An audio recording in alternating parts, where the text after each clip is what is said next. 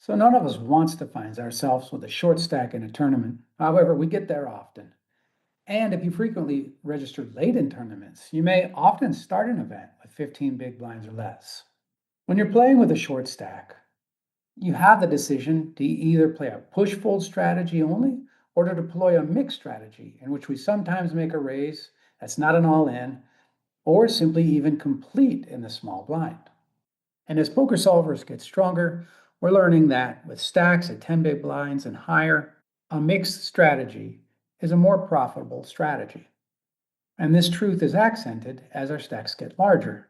As the ratio between the pot we can win by all the players folding increases compared to our stack size, it gets more risky to risk so many chips compared to the pot. And to maximize EV, we want to play as many hands profitably as we can. So here's an example of what we've learned from GTO solvers. With 10 big blinds in the small blind, a push-fold strategy can play 72% of hands.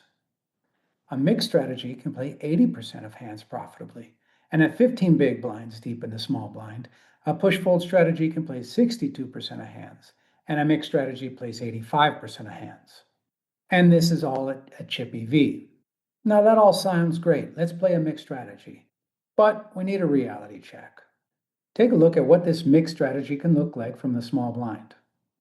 Dark red is pushing, light red is raising, green is limping. The amount of red that covers a square determines the percentage of times that you would limp with that in your strategy. Now, as your stack size changes, these hands change. The percentage of times you're supposed to raise or go all in with them changes. And as payout pressures increase and decrease, these charts change as well. Memorizing and correctly implementing even one of these scenarios is incredibly complex for a human, and doing so for multiple situations is simply impossible. Further, all the strategies that aren't all in this chart mean that you can play these hands profitably out of position post-flop. Playing weak hands out of position post-flop is also an incredibly challenging task for humans. Meanwhile, you can learn how to play a push-fold strategy perfectly, and you can implement it at the table in seconds in your head. As our stack size increases from 10 big blinds, the difference between a push-fold strategy and a mixed strategy gets larger and larger. But the differences in the number of hands we play between these strategies is drastically diminished as payout pressure increases. Also, the solver's strategies go all in much more frequently as payout pressure increases too. All this considered, I feel very comfortable with an exclusively push-fold strategy at 15 big blinds and sometimes even higher.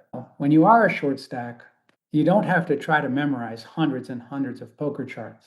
Using the principles in the all-in equity method, you can know for sure whether or not you can go all in with your hand profitably.